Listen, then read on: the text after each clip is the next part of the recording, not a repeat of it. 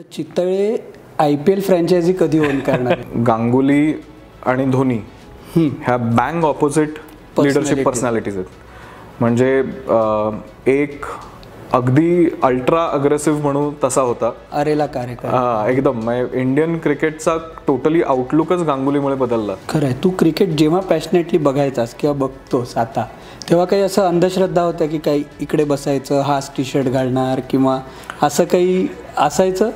मी माझ्या वडिलांबरोबर बघायचं नाही ही एक श्रद्धा होती. कारण माझे वडील कायम म्हणायचे की बघ आता तेंडुलकर आउट होतोय, बघ आता तेंडुलकर आउट होतोय. तसं त्यामुळे राहुल द्रविड हे मला कायम तसं वाटतं की जर कुठल्या गोष्टीबरोबर तुम्ही रिलेट करू शकाल किंवा बिझनेस वाढवण्याच्या दृष्टीने किंवा ग्रो करण्याच्या दृष्टीने कसं तुम्ही स्वतःला चेंज अडॅप्टेबिलिटी कशी करू शकाल, तर Rahul Dravid is the first name that pops up in my mind. की sports can be looked at as a career, not just as an extracurricular recreational ॲक्टिव्हिटीपेक्षा सुद्धा ॲज अ करियर तुम्ही बघू शकता. आणि मग ते कॉलेज स्पोर्ट्स फॉलो करणे आणि मग नॅशनल प्रो लेवलचे स्पोर्ट्स फॉलो करणे, म्हणजे बास्केटबॉल असेल किंवा अमेरिकन फुटबॉल सुद्धा टू एन एक्सटेंट बघणे. हां, पण ते तेवढ्या पॅशनेटली नाही, पण बास्केटबॉल मात्र खूप पॅशनेटली. म्हणजे त्याचे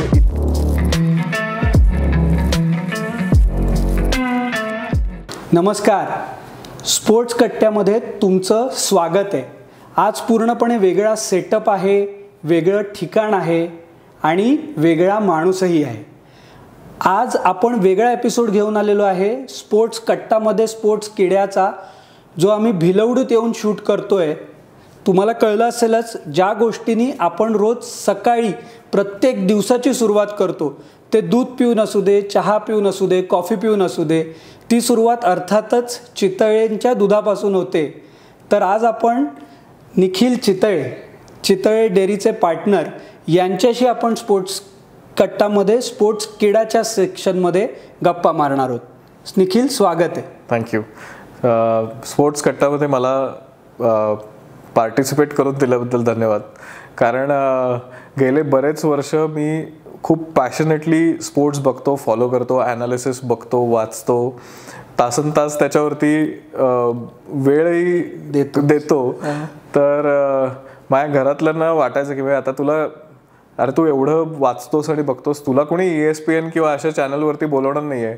पण थँकफुली आज कुणीतरी मला स्पोर्ट्सबद्दल बोलण्यासाठी बोलवलं आहे, त्याबद्दल धन्यवाद. माझ्या घरातल्यांना आता मी सांगू शकतो की मी आज स्पोर्ट्स जेवढं वाचलंय किंवा बघितलंय त्याच्याबद्दल आज बोलायला चाललोय, त्यामुळे त्याच्यासाठी धन्यवाद. पण तू स्पोर्ट्समध्ये किंवा खेळामध्ये लहानपणापासूनच इंटरेस्ट होता?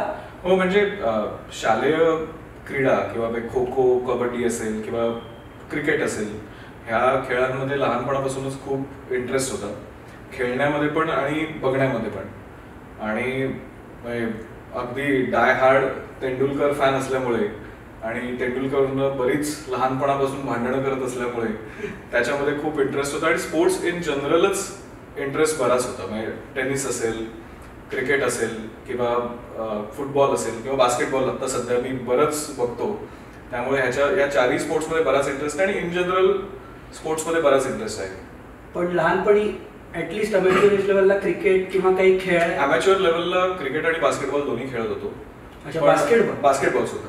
आणि पण कसं होतं की आपण जेव्हा लहान होतो तेव्हा स्पोर्ट्स हे एक्स्ट्रा करिक्युलर म्हणून बघितलं जायचं, त्यामुळे फोकस्ड किंवा प्रो लेवलला जे खेळतात तशा पद्धतीने कधीच त्याच्यावरती फोकस नव्हता.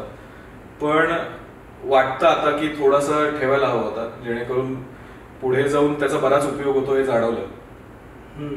आणि कामात असेल किंवा रेक्रिएशनल ऍक्टिव्हिटी जी वर्क लाईफ बॅलन्स देते, त्याच्यामध्ये स्पोर्ट्सचा खूप मोठा भाग आहे आणि तो चालू ठेवणे हा खूप गरजेचा आहे असं मला वाटतं. खरं आहे. कारण आपण म्हणजे डेली लाईफ पासून जर का आपल्याला थोडंसं डिस्ट्रॅक्शन हवं असेल किंवा रिलीफ हवा असेल, तर काय हॉलिडे असू दे, खेळ असू दे किंवा आता एंटरटेनमेंट असू दे, याच्याशिवाय आपल्याला काही वेगळं हे नाही. म्हणजे तुम्हाला या कशाचंही काहीतरी पॅशन असेल, म्हणजे तुम्ही खेळत असाल नसाल हा विषय वेगळा, पण तुम्हाला त्याच्याबद्दल आवड असेल, हे असेल, तर त्याचा नॅचरली आपण त्या पर्स्पेक्टिव्हनी किंवा त्याचा विचार काय असेल, आपला विचार काय असेल, याने आपण रिलेट करत जाऊ शकतो. हो, कारण म्हणजे आता मी काही वर्ष US मध्ये पण होतो, शिक्षणासाठी होतो, त्यानंतर कामासाठी होतो. आपल्याकडे अमेरिकेत असेल किंवा जपानमध्ये असेल, वर्क हाच एक धर्म मानला जातो. म्हणजे वर्क आणि लाईफ हा बॅलन्स फार रिलेटिव्हली तेवढा मानला जातो. जेवढं काम कराल तेवढं तुम्हाला जास्त बेनिफिट मिळेल असं सगळ्याचं. पण मी मध्ये काही दिवस युरोपमध्ये असताना मला लक्षात आलं की त्यांच्याकडे वर्क आणि लाईफ हे दोन्हीचा जो बॅलन्स ठेवतात त्याच्यामध्ये ते वेगवेगळ्या रिक्रिएशनल ऍक्टिव्हिटीज करतात. म्हणजे वाचन असेल, स्पोर्ट्स असेल, म्हणजे वेगवेगळे प्रकारचे स्पोर्ट्स, म्हणजे स्क्वॉश पासून ऑलिम्पिकमध्ये ट्रॅक अँड फील्ड म्हणतात त्याचे सगळे स्पोर्ट्स असतील, किंवा टेनिस असेल, किंवा त्यांचा क्रिकेट, म्हणजे युके मध्ये क्रिकेट असेल, फुटबॉल असेल, ह्याच्यामध्ये बराच एन्थुझियास्ट असतात. ते कॉलेजिएट लेवलला खेळतात किंवा ॲमेच्युअर लेवलला सुद्धा वय झाल्यानंतर, म्हणजे वयवर्ष 25-30 झाल्यानंतर सुद्धा खेळत राहतात. बरोबर. आणि त्यामुळे त्यांचे हे वेगवेगळे जोपासतात ते छंद, आणि त्यामुळे बराच वेल बॅलन्स, म्हणजे सायकोलॉजिकल वेल बॅलन्स वरती पण खूप चांगला परिणाम होतो असं वाटतं. आपण 2000 शेवटची मॅच आपण कोइन्सिडेंटली एकत्र बघितली होती. म्हणजे त्या खेळाडूबद्दल काय सांगशील? सचिन रमेश तेंडुलकर, जे आपण वानखेडेला शेवटची मॅच वेस्ट इंडिजच्या विरुद्ध, शेवटचा दिवस, त्याचं ते भाषण. कारण म्हणजे मला माहितीये की you're a Sachin fan since childhood, तर त्याच्याबद्दल काय सांगशील? म्हणजे तेंडुलकर खरंच जसे बऱ्याच लोकांना वाटतं तसं मलाही तो देवच वाटतो. आणि फक्त क्रिकेट मधला नाही, in general as a human being सुद्धा तो खूप वेगळाच मनुष्य आहे. म्हणजे वेगळीच व्यक्ती आहे, वेगळं व्यक्तिमत्वच आहे त्याचं. कधी भेटण्याचं हे आलं? म्हणजे भेटलो तर काय होईल माझ्या बरोबर मला सांगता पण येत नाही आता. कारण जेव्हा तो रिटायर झाला तेव्हा स्वतःच्या आयुष्यातला एक पार्ट आपला गेलाय एवढ्या इमोशनल लेवलला. आणि मीच असं नाही, त्याचे कलिग असतील, अख्खा देश असेल, बऱ्याच लोकांना ही फिलिंग होते की बापरे, आपला काहीतरी मोठा चाइल्डहुडचा पार्ट आपल्या आयुष्यातला संपत आलाय. आणि त्याच्यामुळे बऱ्याच गोष्टी तुम्हाला शिकायला मिळतात. की म्हणजे ह्युमिलिटी असेल, तेंडुलकरनी ज्या ह्युमिलिटीनी त्याचं अख्खं करिअर गाजवलं ते फार रेअरली कुठल्याही स्पोर्ट्समनला जमतं. It's very rare. आणि तेच आपल्याला बिझनेसमध्ये पण बघायला मिळतं. की म्हणजे आता कसं आहे की सध्याची स्पोर्ट्समन किंवा सध्याचे जे सगळे प्लेयर्स आहेत, फ्लॅम्बॉयन्स वरती खूप त्यांचा भर आहे. की मला त्याच्यामुळे, आणि त्या फ्लॅम्बॉयन्समुळे ते त्याचं मार्केटही करतात. म्हणजे कसं मला त्याच्या कॅपिटलायझेशन करता येईल, त्याचं कमर्शियलायझेशन कसं करता येईल, असं त्याचा ऍस्पेक्ट असतो. पण त्या ह्युमिलिटीचा, ती जी स्पोर्ट्समनची पिढी होती, सचिन, द्रविड, VVS लक्ष्मण, अनिल कुंबळे, जवाहर श्रीनाथ, आणि ह्या सगळ्यांचा खूप प्रभाव मला जाणवतो आपल्या सगळ्याच लोकांवरती. आणि खूप वेगळंच वातावरण त्यावेळी होतं क्रिकेटमध्ये सुद्धा. आणि त्यामुळे त्याचा खूप मोठा प्रभाव आहे. तेंडुलकर म्हणजे मी फार काही त्याच्यावरती बोलू शकत नाही. फारच भावुक होतात लोक त्यामुळे. म्हणजे जसे सगळेच होतात तसेच. पण चितळे ऍज अ ब्रँड, आता तू या एवढ्या सगळ्या त्या पिढीतल्या खेळाडूंची नावं घेतलीस, किंवा कोणी तुला चितळे ऍज अ ब्रँड कोणत्या प्लेयर बरोबर जास्ती असोसिएट? कारण आता मला वाटतं चितळे बंधू हे किंवा चितळे डेअरी हे 1929 पासून 1939 पासून बिझनेसमध्ये भिलवडीमध्ये आहेत. आता आपण 2023 मध्ये आहोत. म्हणजे 4 पिढ्या, आता चौथी पिढी माझी उद्योगात कार्यरत आहे. तर म्हणजे तुझे ह्युमिलिटी म्हणालास किंवा परसिव्हरन्स म्हणू शकतो आपण, तो तुमच्या फॅमिलीमध्ये आपल्याला दिसतोय. तर तसं तू कुठल्या प्लेअर बरोबर रिलेट करू शकतोस? चितळे ब्रँडला निखिल चितळे कोणत्या प्लेअर बरोबर रिलेट करू शकतो? आय थिंक राहुल द्रविड हे नाव एकदम पॉपअप होतं. कारण एकदम लो प्रोफाईल, की टिपिकल मराठी बिझनेस जे आपण म्हणतो की कायम तो फ्लॅम्बॉयन्स नव्हता, किंवा ती कंटिन्युअसली स्वतःचं काम करत राहायचं, मग त्याची चांगली फळं मिळत राहतात, असा जो मराठी आपला काय दृष्टिकोन असतो प्रत्येक गोष्टीवरती, तसं त्यामुळे राहुल द्रविड हे मला कायम तसं वाटतं की जर कुठल्या गोष्टीबरोबर तुम्ही रिलेट करू शकाल किंवा कोणाला तुम्ही बिझनेस वाढवण्याच्या दृष्टीने किंवा ग्रो करण्याच्या दृष्टीने कसं तुम्ही स्वतःला चेंज, अडॅप्टेबिलिटी कशी करू शकाल, तर Rahul Dravid is the first name that pops up in my mind. कारण खूपच रेझिलियंट प्लेयर म्हणतात आणि काहीही कुणीही काहीही बोलू दे त्याच्याबद्दल, कुठल्याही ॲरोगन्सनी किंवा कुठल्याही मीपणा जो असतो कोणताही नाही. टीम, माझी टीम, आपली टीम कशी चांगली व्हावी, सगळ्यांचा परफॉर्मन्स कसा चांगला व्हावा. म्हणजे जेव्हा राहुल द्रविड कॅप्टन होता तेव्हा गांगुलीपेक्षा खूपच वेगळ्या प्रकारची कॅप्टन्सी त्याची होती, प्रश्नच नाही. हो, पण तरी सुद्धा त्यांनी ती टीम बरीच सक्सेसफुली लीडरशिप रोल घेऊन चालवली, पुढे नेली आणि त्याचा खूप प्रभाव मला जाणवतो. की म्हणजे उद्योगाला तुम्ही जर रिलेट करू शकाल तर Rahul Dravid can be a role model. आणि लिडरशिपच्या बाबतीमध्ये काय सांगशील? कारण लिडरशिप इन स्पोर्ट्स ऑल्सो आणि इन बिझनेस ऑल्सो सगळ्यात महत्त्वाचा भाग असतो. कारण that drives the entire unit. म्हणजे स्पोर्ट्समध्येही लीडर अख्ख्या टीमला ड्राईव्ह करत असतो, तसंच कोणत्याही बिझनेस युनिटमध्ये ultimately leader is the one ज्याच्याकडे सगळेजण बघतात. हो, म्हणजे लिडरशिप विचार केला आता आपण क्रिकेटचं बोलतोय म्हणून की गांगुली आणि धोनी ह्या बँग ऑपोजिट लिडरशिप पर्सनॅलिटीज आहेत. म्हणजे एक अगदी अल्ट्रा अग्रेसिव्ह म्हणून तसा होता, अरेला कार्यक्रम एकदम. इंडियन क्रिकेटचा टोटली आउटलुकच गांगुलीमुळे बदलला. आणि मध्ये आम्ही युकेत असताना आम्ही लॉर्ड्सला गेलेलो, तेव्हा सुद्धा गांगुलीची टी शर्ट फिरवण्याची जी स्टोरी आहे आणि गांगुली आणि अँड्रू फ्लिंटॉफचं जे भांडण होतं, त्यांचा कायमस्वरूपीचा जो फ्यूड होता, त्याच्याही बऱ्याच आठवणी एकदम डोळ्यासमोर आल्या.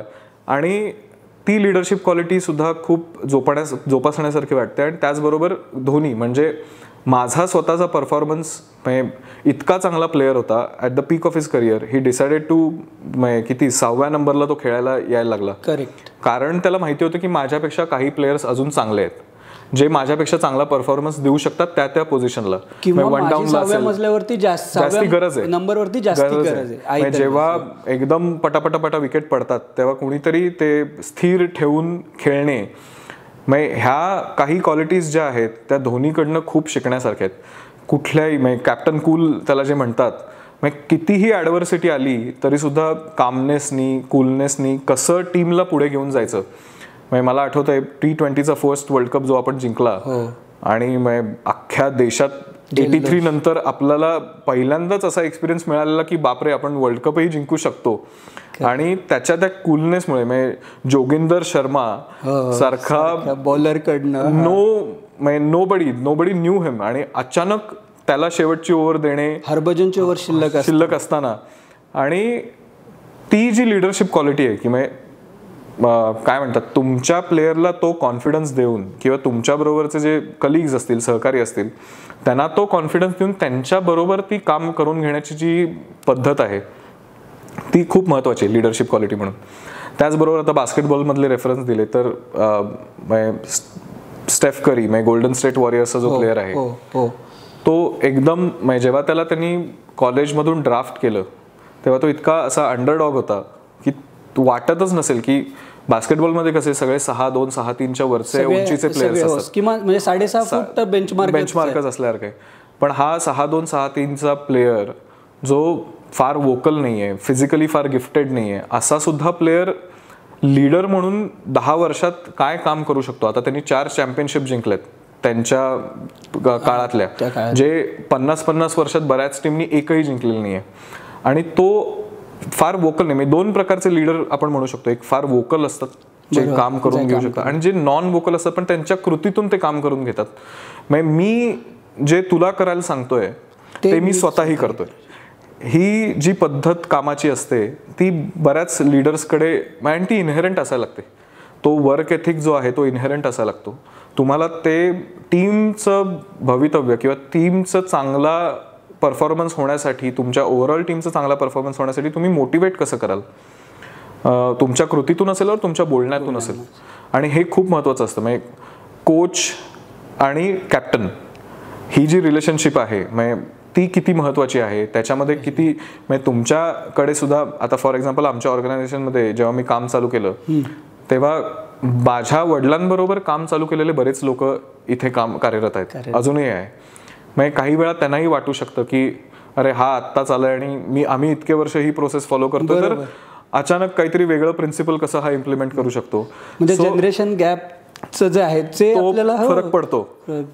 आणि त्यामुळे मग मला असं वाटलं की मग हे जे पॅरलल्स आहेत स्पोर्ट्समधले, की काही वेळा त्यांना कोच म्हणून तुम्ही त्यांच्याकडनं मेंटरशिप थोडीशी घ्यायला पाहिजे. त्यांना थोडंसं त्यांचा काय म्हणतात प्रभाव वापरून तुम्ही थोडंसं ग्रूमिंग कसं करता येईल, अशा बऱ्याच गोष्टी लीडरशिप, स्पोर्ट्स आणि तुम्ही बिझनेसमध्ये पॅरलल्स ड्रॉ करू शकता. आणि हे खूप महत्वाचं आहे. मला हे तू एक केलंस म्हणजे रिलेट करून, म्हणजे वापर करून हे स्पोर्ट्सचा वापर बिझनेसमध्ये प्रॅक्टिकल झाला आणि त्याचे सक्सेसफुल रिझल्ट सुद्धा मिळाले. म्हणजे काही गोष्टींना बऱ्याच ठिकाणी आपण ऐकतो की if it's not broken Y change वगैरे, हे जे पॅरलल्स आहेत बऱ्याचदा तुम्ही बघता की म्हणजे स्पोर्ट्स फ्रँचायझी ज्या असतात, नॅशनल लेवलला बऱ्याच गोष्टी रिस्ट्रिक्शन्स असतात, पण स्पोर्ट्स फ्रँचायझीमध्ये पीकवरती असलेल्या टीम सुद्धा डिसइंटिग्रेट होऊन नवीन टीम उभारण्यासाठी त्यांना काही पावलं घ्यावी लागतात.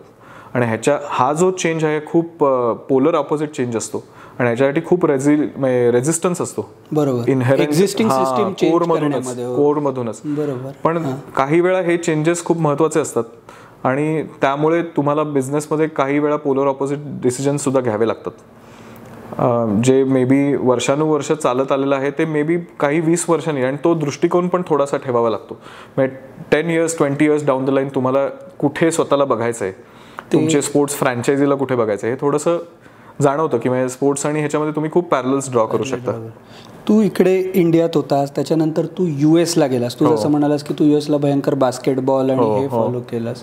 तिकडे आपल्या इकडे जे 2008 नंतर जे फ्रँचायझी मॉडेल आलेलं आहे, IPL म्हणू किंवा आता तेच फुटबॉलमध्ये इम्प्लिमेंट होत आहे, टेबल टेनिसमध्ये इम्प्लिमेंट होत आहे, बऱ्याच स्पोर्ट्समध्ये इम्प्लिमेंट होत आहे. पण US ला बरीच वर्ष इंडस्ट्री म्हणून फंक्शन करत आहे, खूप वर्ष.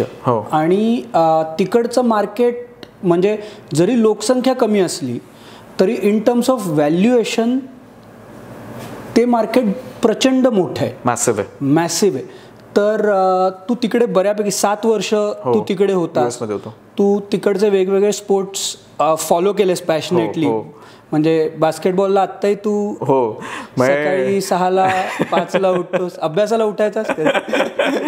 माझ्या घरातलं ना आश्चर्य वाटतं की अभ्यास करायचो नाही असं नाही, कारण ते इनहेरंटली काही गोष्टी आवडायच्या. पण सकाळी 5ला उठून कुठला तरी खेळ बघण्यासाठी हा मुलगा उठतोय, हे फारच वेगळी गोष्ट होती त्यांच्यासाठी पण. कारण काय झालं, मी US मध्ये असताना मी ज्या कंपनीसाठी काम करायचो त्यांचे गोल्डन स्टेट वॉरियर्स मध्ये त्यांचा एक बॉक्स होता. ती वॉरियर्स म्हणून जी टीम होती त्यांच्यामध्ये त्यांचा एक बॉक्स स्पॉन्सर्ड होता आणि आमच्या इथे लकी ड्रॉज असायचे आणि त्यामुळे आम्ही दर महिन्याला ॲटलिस्ट 2 गेम तरी बघायला जायचो, प्रत्यक्ष बघायलाही जायचो. आणि त्यामुळे आणि 2000 जेव्हा मी US ला गेलो त्यावेळी बास्केटबॉल लेब्रॉन जेम्स म्हणून त्यांचा जो जनरेशनल टॅलेंट म्हणतात तसा तो टॅलेंट आहे आणि तो त्यावेळी पीक ऑफ हिज करिअर होता. आणि मी ज्याला टीमला फॉलो करायला, मला अंडरडॉग स्टोरीज खूप आधीपासून आवडतात. म्हणजे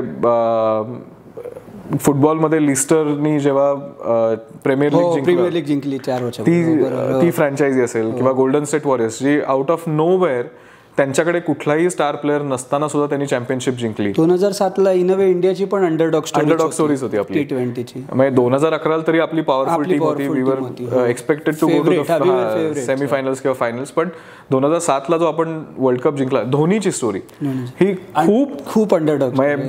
काय खडतर परिस्थितीतून लोक किती परसिव्हिअर करून काम करून स्वतःचं, US मध्ये त्याला एक शब्द आहे की इम्प्रूव्हिंग युअर ओन क्राफ्ट, म्हणजे कंटिन्युअसली मायक्रो लेवलला स्वतःच्या क्राफ्टवरती काम करून करून करून करून करून.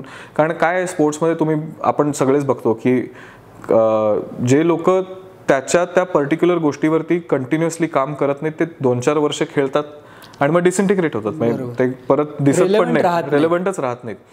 आणि मगाशी आपण म्हणलो जसं की लॉन्जिटिव्हिटी जो पार्ट आहे ते तुम्हाला कंटिन्युअसली तुमच्या क्राफ्टवरती काम करावंच लागतं. Process follow the process, trust the process जो म्हणतो पार्ट, तो खूप महत्त्वाचा वाटतो. आणि त्यानंतर मग मी US मध्ये असताना ते गेम्स बघायला गेलो, पॅशनेटली फॉलो करायला लागलो आणि खूप आवड निर्माण झाली. म्हणजे अमेरिकन स्पोर्ट्स हे खूप वेगळं विश्व आहे आणि तो स्पोर्ट्स ॲज अ बिझनेस बघतात ते. हॉबी म्हणजे कॉलेजिएट लेवलला सुद्धा इतक्या पॅशनेटली, म्हणजे माझी बायको पण US ला होती, ती ऑलमोस्ट 10 वर्ष US ला होती आणि तिची कॉलेजची जी टीम होती ती इतक्या पॅशनेटली खेळायची आणि त्यांचं ते NCAA म्हणून जी अकॅडमी म्हणजे रादर स्पोर्ट्स बॉडी आहे, म्हणजे विदाऊट करप्शन ती कशी बॉडी चालवते हे सगळे स्पोर्ट्स आणि त्यांचे ते वेगवेगळे रोज बोल आणि प्रोफेशनल लेवलला चालव. प्रोफेशनल लेवलला म्हणजे athletes are not allowed to be paid when they are playing for college. Okay. आणि जेव्हा ते प्रो जातात तेव्हाच त्यांना फक्त कमर्शियलाइज करू शकतात. अशा सगळ्या रिस्ट्रिक्शन्स असताना सुद्धा ॲथलीट्स आणि मग कॉलेजमध्ये त्यांच्या ते वातावरणच वेगळं असतं. म्हणजे 1-1 लाख 50-50 हजार लोक कॉलेज स्पोर्ट्स बघायला येतात. म्हणजे ते वातावरण अजून आपल्याकडे आता डेव्हलप होत आहे हळूहळू. आपल्याकडे सुद्धा आता ते नवीन एज्युकेशन पॉलिसीमध्ये आपण सुद्धा वेगवेगळ्या गोष्टी त्याच्यामध्ये इम्प्लिमेंट करतोय की sports can be looked at as a career, not just as an extracurricular recreational ॲक्टिव्हिटीपेक्षा सुद्धा ॲज अ करियर तुम्ही बघू शकता. आणि मग ते कॉलेज स्पोर्ट्स फॉलो करणे आणि मग नॅशनल प्रो लेवलचे स्पोर्ट्स फॉलो करणे, बास्केटबॉल असेल किंवा अमेरिकन फुटबॉल सुद्धा टू एन एक्सटेंट बघणे. पण ते तेवढ्या पॅशनेटली नाही, पण बास्केटबॉल मात्र खूप पॅशनेटली म्हणजे ॲज अ बिझनेस त्यांच्याकडे म्हणजे खूप वेगळा आहे. म्हणजे आता आपण बिझनेस पॅरलल जर विचार केला तर फॉर एक्झाम्पल आता वॉरियर्सची टीम घेऊ आपण. इट वॉज प्रॉबब्ली बॉटम 5 मधली एक टीम होती ती आणि त्याचे जे ओनर्स सध्याचे आहेत त्यांनी त्यांचा बॉस्टन मधला स्टेक विकून त्यांनी ती Golden State Warriors team funds raise करून विकत घेतली आणि त्यांनी ती काहीतरी $200-300 मिलियन त्यावेळी विकत घेतली आणि 10 वर्षात आता त्याचं व्हॅल्युएशन $4.2 बिलियन व्हॅल्युएशन आहे आणि it's one of the richest clubs in the world right now. Completely turn around story झाली बाय द ओनर. म्हणजे त्याच्यामध्ये आता आपण बिझनेसमध्ये विचार केला तर hiring the right talent, grooming the right talent, getting the right mentors for that talent, ह्या सगळ्या गोष्टी आल्या. म्हणजे त्यांचा ट्रेनिंग स्टाफ असेल, त्यांचा हेल्थ स्टाफ असेल, ह्या फिजिओथेरपिस्ट असतील, ह्या सगळ्या गोष्टी इतक्या इंट्रिकेट डिटेल्समध्ये तुम्ही विचार करायला पाहिजे. म्हणजे बिझनेस चालवताना सुद्धा खूप टॅलेंट हा जो प्रकार आहे, म्हणजे रेडी टॅलेंट अवेलेबल नसताना सुद्धा. मी आता फॉर एक्झाम्पल आता इकडचं मी उदाहरण देतो की भिलवडीमध्ये आमच्याकडे ही इतकी रिमोट जागा होती एकेकाळी की कुठलाही गव्हर्नमेंटचा ऑफिशियल आला तर आजूबाजूला राहण्यासाठी जागा नव्हती. त्यावेळी तो घरीच आमच्याकडे थांबायचे, इन्स्पेक्शन करायचे आणि परत जायचे.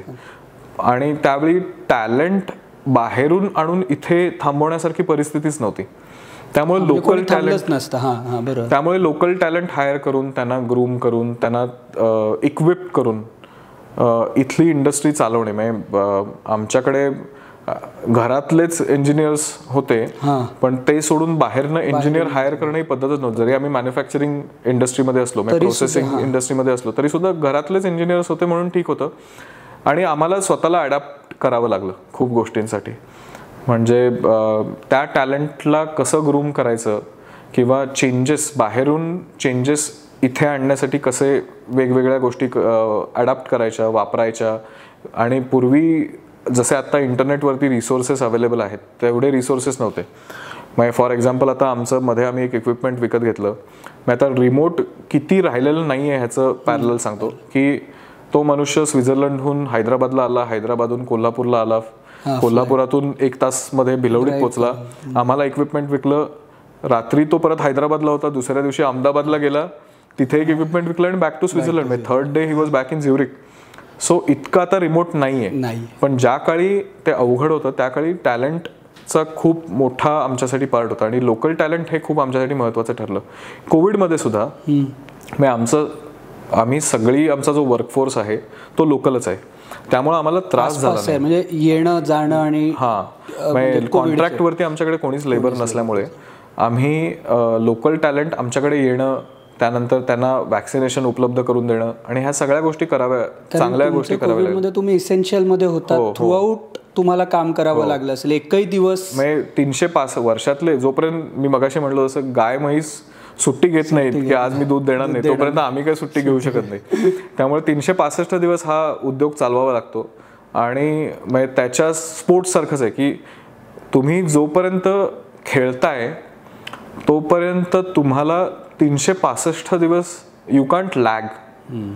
म्हणजे लॉंजिटिव्हिटीचा जो पार्ट आहे तो तुम्ही जर कंटिन्युअसली त्याच्यावरती काम नाही केलं then you fall behind. And कोणीतरी आहे तुमची जागा घेण्यासाठी स्पोर्ट्समध्ये. आणि स्पेशली स्पोर्ट्समध्ये तर शेल्फ लाईफ प्रत्येक प्लेअरची खूपच कमी असते.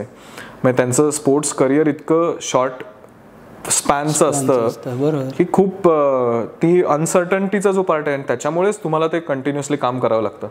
आणि तो खूप चांगला आहे की म्हणजे ऍस्पेक्ट आहे. आपल्या इकडे तर एवढं म्हणजे सगळीकडेच आहे, आपल्या इकडे असं नाही, पण आपल्या इकडे काय बाहेर काय आपण जर का थोडेसे जरी खाली पडलो तरी दुसरी जण जागा घ्यायला आहेच लगेच. म्हणजे आता दुधाचे ब्रँड किती असतील. म्हणजे आता आम्ही पुण्यातच विचार केला तर पुण्यात ब्रँडेड दूध विकणारे 50च्या पेक्षा जास्त पुढचे ब्रँड्स आहेत. 50च्या पेक्षा जास्त आहेत.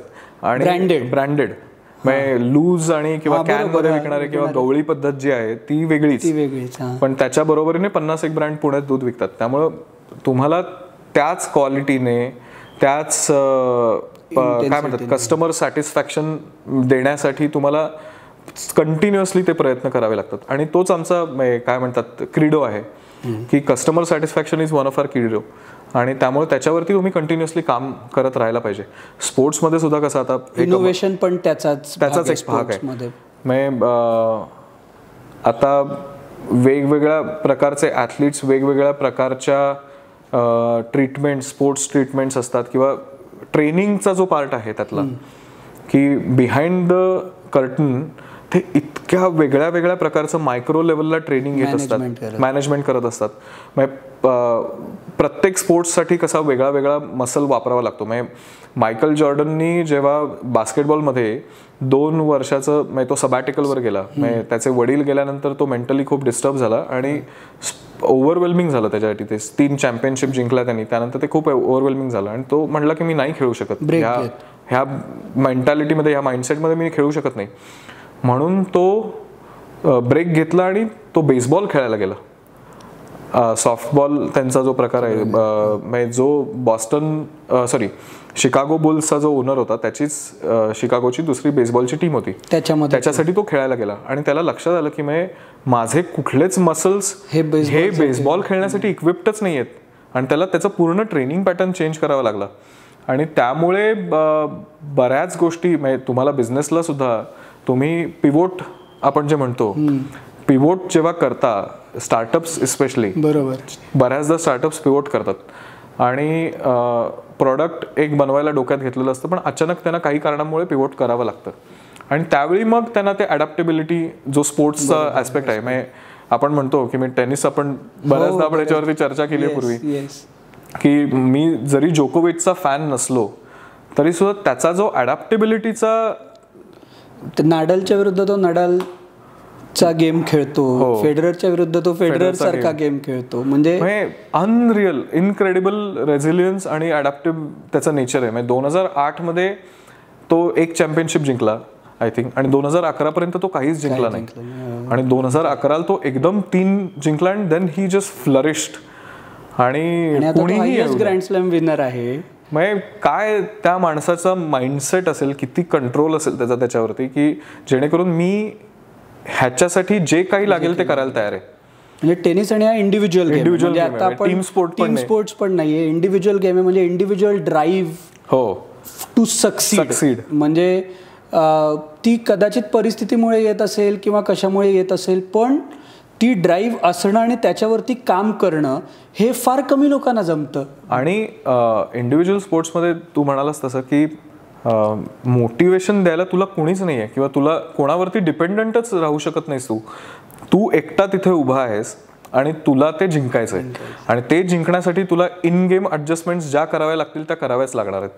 त्यामुळे प्रत्येक प्लेअरप्रमाणे तुला ज्या गोष्टी बदलाव्या लागतील. म्हणजे आता म्हणजे आपण नडाल बद्दल बोलत होतो आणि नडाल म्हणजे तू नडालचा फॅन आहेस भयंकर डाय हार्ड. म्हणजे त्याच्या फर्स्ट फ्रेंच ओपन पासून किंवा रादर टेनिस बघायला चालू केलं अँडी रॉडिक पासून. आणि अँडी रॉडिक फेडरर बरोबर बऱ्याचदा हारला. म्हणजे आणि ते खूप हार्ट ब्रेकिंग होतं माझ्यासाठी की 2 विम्बल्डन कन्झिक्युटिव्ह इयर्स मध्ये रॉडिक फायनल्सला आला आणि एक तर मेमोरेबल होती मला वाटतं फेडरर. आणि दॅट वॉज म्हणजे स्पोर्ट्स जेवढं एन्थ्रालिंग किंवा तुम्हाला जेवढा आनंद देतं तेवढाच हार्टब्रेक पण देतं आणि तुम्ही नाही काही करू शकत. आणि ती इमोशन मजा आहे ना खेळाची, म्हणजे खूप आनंद आणि तेवढाच दुःखच म्हणायला लागेल त्याला. आणि हे जो दुसरा तो स्पोर्ट्स बघतोय ह्याच्याशिवाय ते कोणाला कळू शकत नाही. म्हणजे तुम्ही का एवढा तुम्हाला त्रास होतोय आतून हे समोरच्याला म्हणजे कळूच शकत नाही. आणि जे स्पोर्ट्स मध्ये तेवढ्या पॅशनेटली इन्व्हॉल्ड नसतील त्यांना ते नाही कळू शकत. आणि मग रॉडिक नंतर मी नडालला फॉलो करायला चालू केलं. आणि देन नडालच्या सुद्धा फेडरर बरोबर ज्या विम्बल्डन झाली, जी मेमोरेबल विम्बल्डन झाली, किंवा आत्ता सुद्धा 2022ला ऑस्ट्रेलियन ओपन मेडवेडेव बरोबर जी झाली ती म्हणजे किती ॲडव्हर्सिटी असू शकते. तुम्हाला हॅमस्ट्रिंग मध्ये त्रास आहे, तुम्हाला नी मध्ये ऑपरेशन्स झालेली आहेत, किती वेगवेगळ्या प्रकारच्या सर्जरीतून तुम्ही गेलेला आहात, आणि तरी सुद्धा तुम्हाला 1 जिंकली, 2 जिंकले, 4 जिंकलाय, आणि 22 जिंकला तरी सुद्धा ती पॅशन वाटते. म्हणजे तुम्ही कुठेही लेट गो नाही करू शकत. हे मोटिवेशन आतून स्वतःला ते मोटिवेट करत राहणं. आणि फिजिकली सुद्धा मेंटली किती तुम्ही प्रिपेअर्ड असायला पाहिजे. फिजिकल हा त्यातला एक ऍस्पेक्ट झाला, पण मेंटली सुद्धा तुम्ही किती प्रयत्न करावे लागत असतील की काय. आणि नडाल तर फेमस आहे त्याच्या त्या सगळ्या ओसीडी साठी, की त्याच्या त्या बॉटल्स कुठे ठेवल्या असायला पाहिजेत, किंवा किती मायक्रो लेवलला त्याचं ते न्यूट्रिशन वरती लक्ष असतं. तो असेल, जोकोविच असेल, दोघंही. म्हणजे जोकोविच तर अनरियल स्केलला तो त्या सगळ्या गोष्टी करतो. पण त्यामुळे तुम्ही सुद्धा बिझनेसमध्ये सुद्धा आपण ह्या गोष्टी बघतो की मायक्रो मॅनेजमेंट म्हणत नाही, पण मायक्रो लेवलला डिटेलिंग, प्रत्येक गोष्टीचं डिटेलिंग. आणि काही गोष्टी बिझनेसमध्ये तुम्ही आपण सगळ्या जॅपनीज लोकांकडनं शिकण्यासारखे आहेत की जे द्यायचं ते चांगलं द्यायचं, क्वालिटी प्रोडक्ट द्यायचं, आणि मग त्याच्यासाठी तुम्हाला कितीही प्रयत्न करावे लागले तरी चालणार आहे. म्हणजे आता आम्ही सप्लाय चेन बघताना शेतकऱ्यापर्यंत आपल्या सर्व्हिसेस चांगल्या कशा पोचवू शकू. मग आता आम्ही रिसेंटली एक कोलॅबोरेशन जॉईंट व्हेंचर केलेलं आहे, म्हणजे ज्याच्यामध्ये डबलिंग द फार्मर इन्कम हे जी गव्हर्नमेंटची पॉलिसी आहे, त्याच्यामध्ये आम्ही इकडे सिमेंट स्ट्रॉ बनवण्यासाठी एक जॉईंट व्हेंचर केलं आहे, ज्याच्यामध्ये 50 लाख सिमेंट स्ट्रॉ आम्ही दरवर्षी बनवतो. आणि R&D मध्ये आम्ही त्याच्यासाठी बरेच प्रयत्न केलेत की माझ्या आजोबांच्या काळापासून 70-80 सालापासून आम्ही सिमेंट मॅन्युफॅक्चरिंग असेल किंवा फार्मरचं यील्ड वाढवण्यासाठी किती इंट्रिकेट डिटेल्सवरती लक्ष द्यावं लागतं. म्हणजे ज्यांच्याकडून दूध प्रोक्युअर होतं त्यांनासाठी, आणि त्यांना ज्या सर्व्हिसेस लागतात त्या कशा उपलब्ध करून देणे, आणि त्याच्यासाठी स्वतः शिक्षण घेणे. आपल्याला जर तेवढी माहिती नसेल तर तशी टॅलेंट घेणे आणि त्यांच्याकडून शिकून ते काम करणे, आणि परत डाऊनस्ट्रीम अपस्ट्रीम दोन्ही बाजूला त्याच्याकडे लक्ष देणे. बरं, नुसतं शेतकरी हा जसा आमचा एक महत्वाचा घटक आहे, तसाच कस्टमर हा आमचा सप्लाय चेनचा एंड पॉइंट आहे. त्यामुळे त्याच्याकडे कस्टमरला काय हवंय त्याच्याप्रमाणे डेव्हलपमेंट करत जाणे, काळानुरूप वेगवेगळ्या प्रकारचे डेव्हलपमेंट असेल त्या करत जाणे. आणि तिकडे स्कीइंग आणि सर्फिंग हे दोन्ही करता येण्याची सोय होती. कॅलिफोर्नियात सीझन थ्रूआउट द इयर असतात. आणि विंटरमध्ये त्यांच्याकडे नॉर्थला स्कीइंग करता येतं आणि साऊथला जिकडे सी आहे तिकडे सर्फिंग पण करता येतं. म्हणजे विदिन 6 hour ड्राईव्ह तुम्ही ह्या दोन्ही गोष्टी करू शकता. आणि त्या प्रकारच्या फॅसिलिटीज पण अवेलेबल आहेत ज्या आपल्याकडे अजून आता वाढत आहेत, पण खूप गरज आहे अजूनही चांगल्या इम्प्रूव्हमेंट्स करण्याची. म्हणजे BCCI आपण म्हणतो की जगातला सगळ्यात श्रीमंत बोर्ड आहे, पण त्या प्रकारच्या फॅसिलिटीज, आता फॉर एक्झाम्पल आपलंच महत्वाचं स्टेडियम जिथे आपण शेवटचा सचिनचा गेम बघितला वानखेडे, तिथे फॅसिलिटीज खूप इम्प्रूव्हमेंट करू शकतात अजूनही, असं माझं पर्सनल. खरं सगळीकडेच आपल्या इकडे जो स्टेडियम मध्ये जाऊन मॅच बघण्याचा एक्सपिरियन्स आहे तो IPL मुळे थोडा सुधारतोय, पण त्याच्यात बाहेरच्या देशातले अनुभव आणि आपल्या देशातला, आपण म्हणजे बाहेरच्या इकडे आपल्या इकडे 10% असेल तर बाहेरच्या लोक 90%वर, तेवढा फरक. हो, आणि तेवढे पॅशनेट लोक आपल्याकडे आहेत. लोक पैसे खर्च करून तो एक्सपिरियन्स घेण्यासाठी येतात, आणि मग तो चांगला एक्सपिरियन्स का नाही मिळू त्या प्रत्येक पॅशनेट प्रेक्षकाला. त्यामुळे त्या दृष्टीने मला असं वाटतं की आपल्याकडे बऱ्याच गोष्टी इम्प्रूव्हमेंटची स्कोप आहे आणि तो हळूहळू वाढेल. म्हणजे जसं लोकांचा स्पोर्ट्सकडे बघण्याचा दृष्टिकोन बदलेल, म्हणजे just not as a रेक्रिएशनल activity, as a professional career, तसं तसं आय थिंक थोडा ह्याच्यामध्ये चेंज येतील. आणि लोकांनी सुद्धा ते चेंजेस एक्सपेक्ट करायला पाहिजेत की म्हणजे आपण जर आता काय फरक पडतो असा जर ॲटिट्यूड नाही पाहिजे. आपण जातो एवढा पॅशनेटली फॉलो करतो तर आपल्याला त्या सर्व्हिसेस मिळायला पाहिजेत आणि तशा दृष्टीने तुम्ही जबाबदार धरायला पाहिजे त्या प्रत्येक गोष्टीला, प्रत्येक बॉडीला. आणि त्यामुळे स्पोर्ट्सकडे जाण्याचा अनुभव खूप चांगला होईल. म्हणजे लोकांना जो अनुभव मिळायला पाहिजे, जो एक्सपिरियन्स मिळायला पाहिजे, आनंद जास्त चांगल्या प्रकारे घेता येईल. आणि तुम्ही मग लॉयल राहता म्हणजे स्पोर्ट्ससाठी. खरं आहे. तू क्रिकेट जेव्हा पॅशनेटली बघायचास किंवा बघतोस आता, तेव्हा काही असं अंधश्रद्धा होत्या की काही इकडे बसायचं, हाच टी शर्ट घालणार किंवा असं काही असायचं? मी माझ्या वडिलांबरोबर बघायचं नाही ही एक श्रद्धा होती. कारण माझे वडील कायम म्हणायचे की बघ आता तेंडुलकर आउट होतोय, बघ आता तेंडुलकर आउट होतोय. आणि त्यामुळे माझं मानसिक संतुलन त्यामुळे बिघडायचं. त्यामुळे मी मॅच बघताना मी, माझा काका किंवा माझे एक चुलत आजोबा ह्या दोघांबरोबर कायम मॅच बघायचो. कारण तेही तेवढा पॅशनेटली मॅच बघायचे. म्हणजे जेव्हा ते कामाला जायचे आणि सुट्टीच्या वेळी मॅच असायची तेव्हा मी त्यांना ऑफिसमध्ये फोन करून स्कोर सांगत असायचो की आता हा आउट झालाय किंवा आता हा खेळायला येणार आहे, अरे हा डिसिजन असा का घेतला या कॅप्टननी. अशा बऱ्याच त्यावेळी चर्चा व्हायच्या. आणि तेवढ्या पॅशनेटली म्हणजे आम्ही घरातल्या घरात आम्ही बरेच लोक खेळायचो. म्हणजे माझे चुलत भाऊ असतील, माझे आजोबा असतील, म्हणजे माझे आजोबा बॉलर असायचे, माझा काका कॅप्टन असायचा आणि माझे चुलत भाऊ, आम्ही सगळे इथे क्रिकेट खेळायचो. अशा लेवल पासून आम्ही क्रिकेट खेळत खेळत खेळत बघत बऱ्याच गोष्टी आनंद त्याचा लुटलेला आहे. मग तर चितळे IPL फ्रँचायझी कधी ओन करणार? म्हणजे बऱ्याचदा हा प्रश्न आला की पुण्यात जेव्हा फ्रँचायझी होती तेव्हा तुम्ही का नाही इन्व्हेस्ट केले किंवा का नाही मायनॉरिटी स्टेक होल्डर झाला. पण मे बी आता जर परत पुण्यात एखादी फ्रँचायझी निघाली, कारण सध्याच्या व्हॅल्युएशनचा विचार करता पुण्यातली जर परत फ्रँचायझी चालू झाली तर maybe in the future minority stake holder वगैरे आम्ही होऊ शकू. इंटरेस्ट आहे म्हणजे, कारण स्पोर्ट्सबद्दल इंटरेस्ट आहे. ॲज अ बिझनेस जर त्याच्याकडे विचार केला तर तोही चांगला बिझनेस होऊ शकतो. आणि त्यामुळे विचार करायला हरकत नाही की म्हणजे पुढे जाऊन फ्युचरमध्ये काय माहीत नाही, म्हणजे पुण्यात निघूही शकते परत. आता कारण कबड्डी आणि ह्याचा विचार केला तर तेही स्पोर्ट्स खूप वाढतायत. किंवा आता पुण्यात एक कॉलेज लेवलला सुद्धा एक बास्केटबॉल लीग चालू झाली आहे. लोकल कॉलेज नाही, आय थिंक शाळा लेवलला, स्कूल लेवलला, IB स्कूल्स आणि अशा सगळ्यांशी मिळून. तर त्याच्यामध्ये पण विचार करायला हरकत नाही. पुढे जाऊन काय माहिती नाही, होऊ शकतं.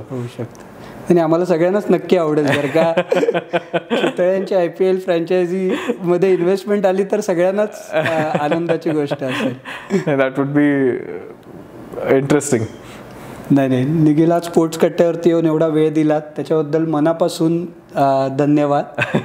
नाही, मलाही खूप आनंद झाला की बिझनेस आणि स्पोर्ट्स ह्याच्यामध्ये कसं, जेव्हा तू पहिल्यांदा विचारलंस तेव्हा ह्या कशा गोष्टी रिलेट करू शकू, आणि जेव्हा त्याच्यावरती विचार करायला लागलो तेव्हा खूप गोष्टी लिंक झाल्या. मी पण आता थोड्यावर प्रमाणावर बिझनेसमध्ये आहे. बरोबर. मी पण खूप स्पोर्ट्स फॉलो करत असल्यामुळे, काम केल्यामुळे मी खूप गोष्टी त्याच्याशी रिलेट करतो. त्याच्यामुळे माझी अशी इच्छा होती की कुठल्या तरी मोठ्या बिझनेसवाल्यांनी येऊन आपल्याला हे सांगावं की ते कसं रिलेट करू शकतो. आपण जो म्हणलो तसं की मेंटल फिटनेस किती महत्त्वाचा आहे, आणि स्पोर्ट्समध्ये पण तो किती महत्त्वाचा आहे आणि बिझनेसमध्ये पण तो किती महत्त्वाचा आहे. आणि ह्या सगळ्या गोष्टींवरती चर्चा करताना मला खरंच असंच आपण अजून तासनतास त्याच्यावरती बोलू शकतो. पण ऑफकोर्स आपल्याकडे वेळेचा काही अभाव आहे. पण थँक्यू, मला इथे बोलवल्याबद्दल थँक्यू. आणि भिलवडीत येऊन हा इंटरव्ह्यू कंडक्ट केल्याबद्दल पण तुमचे आभार. धन्यवाद निखिल, आज आम्हाला वेळ दिल्याबद्दल. आणि बिझनेस आणि स्पोर्ट्स कसं आपण प्रत्यक्ष कामामध्येही लिंक करतोय हे आम्हाला खूप छान प्रकारे समजावून सांगितल्याबद्दल आम्ही आत्ता थांबतोय. तुम्ही मात्र ऐकत राहा, पाहत राहा, आमची वाट पाहत राहा. धन्यवाद.